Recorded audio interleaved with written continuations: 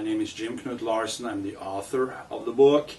Today I'm together with Brie, Miss World, Beauty and Fitness. What I'm talking about with the enlightenment is that to understand and incorporate the idea that not only humanity as a whole can create a brilliant future and destiny, that we are not that the future doesn't exist, okay? If the future exists, there would be no meaning and purpose, you know, and I'm talking about that endlessly in the book. Yeah. So you both have on your personal level that you feel I can create my future. I'm not an object of the creation, and understand and embrace that. And what does that do on an individual level? Yeah, I can create a business. I can create art. I can become an actor. I can become an actress. And I don't have to quote. I can meditate to help myself to become clear on what I want to do. But it is the act of creation which is the inspiration and the enthusiasm, right? So what does inspiration mean? To be in spirit, right? Right. And enthusiasm means to be with God, you know, coming from Latin, okay? So, if you're going to live a life with fun and excitement... That's why they call him Methuselah. Yeah, if you're going to live a life with fun and excitement, okay? And embrace both tragedy and triumph and achievement, and not feel that I don't have any power to create what I have passion about. Now that's the point, to understand and internalize that. So I choose my life to do something worthwhile. And what would that be? It is to create and to give. That's the essence of it.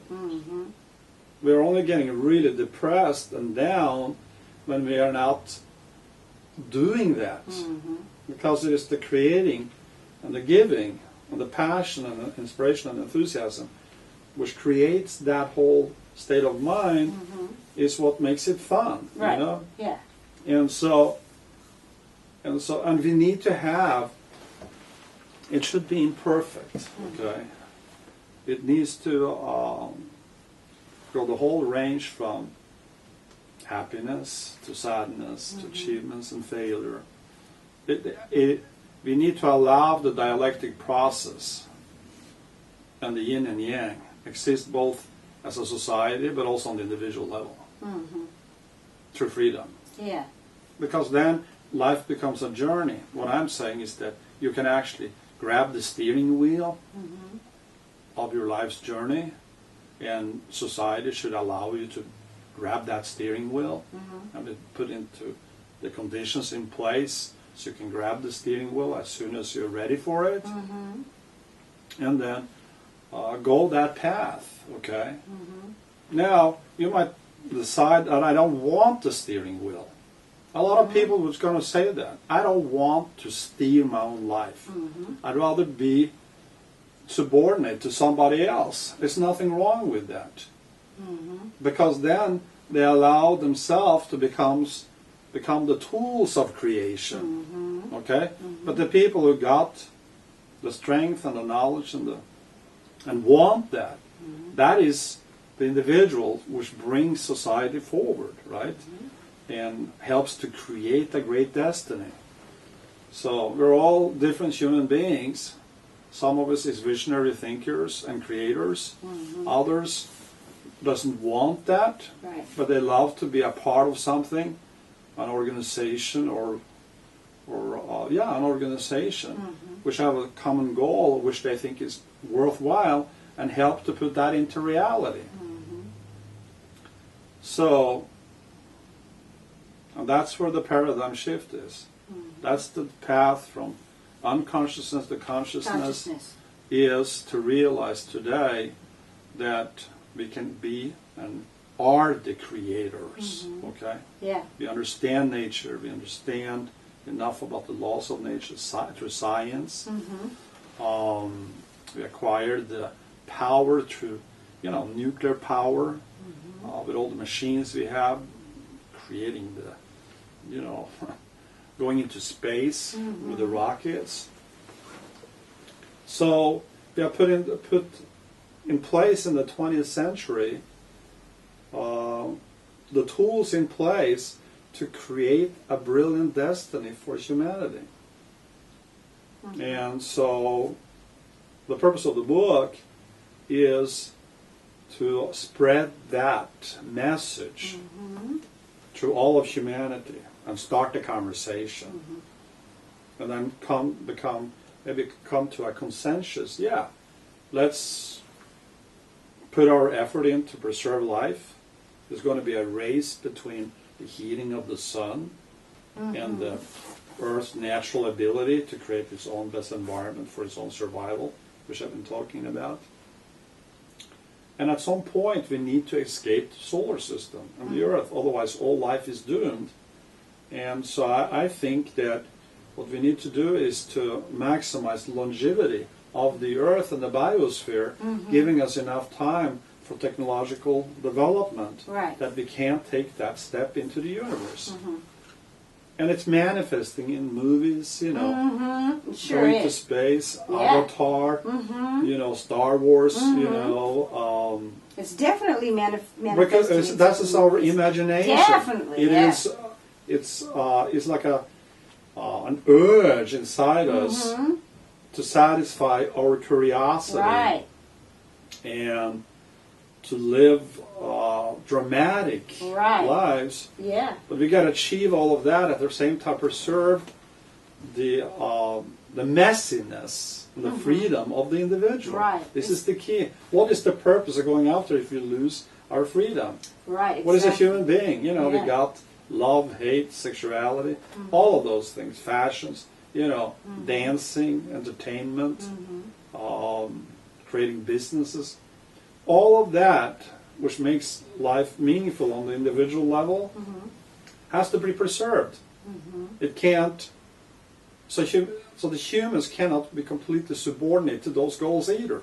Then we're creating, if we're saying, that's what we're going to do, and if you don't fit into this mold, you are unwanted. We can't say that. So we need that mulch and that pluralism. Okay? Isn't that interesting? They keep coming out with these. They're continuously coming out with movies where the computers take over. And man goes into where they don't even realize that this is happening. But the computer is dependent upon. You can always pull the plug. You always pull the plug. Pull the plug on it. Okay. It is a unique, like the Matrix. Complex, the Matrix movie is about that. No, I think computers and computing power is going to enhance and make everything grow exponentially with our understanding of nature. You know, all of that. Computers are an extension of us. So the computer becomes the most fantastic tool for humanity to use in order to achieve the goals in the book.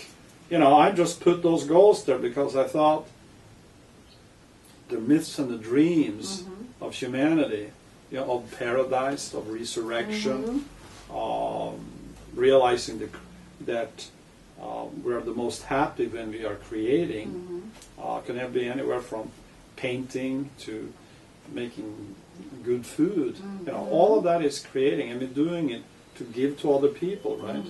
Exactly. So we should embrace that, okay? And then the computers, becomes the most fantastic tool for us, for humanity, to reach those goals. And the goals I put into the book, humanity may or may not decide that these goals is what we want to do. That's true.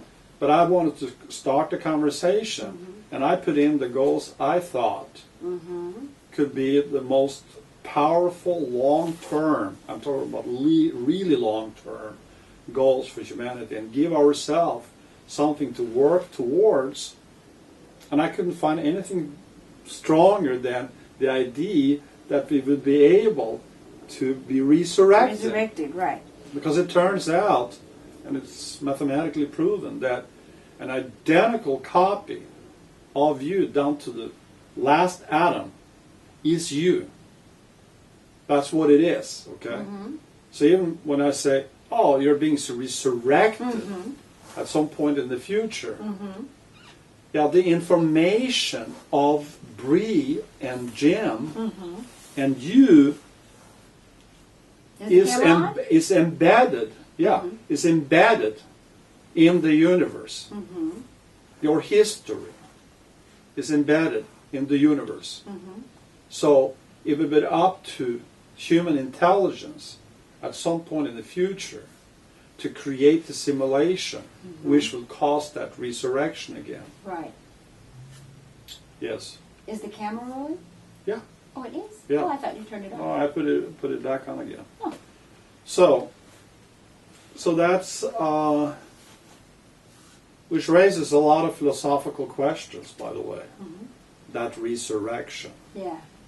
And I'm not going to go into those philosophical questions at this point. It is a part of the final revelation. But so you can ask yourself a key question. When we are being resurrected, would we be resurrected with the knowledge that we existed before?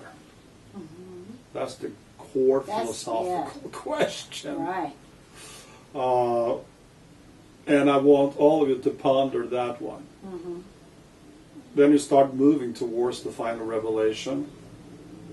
So that's a clue right there.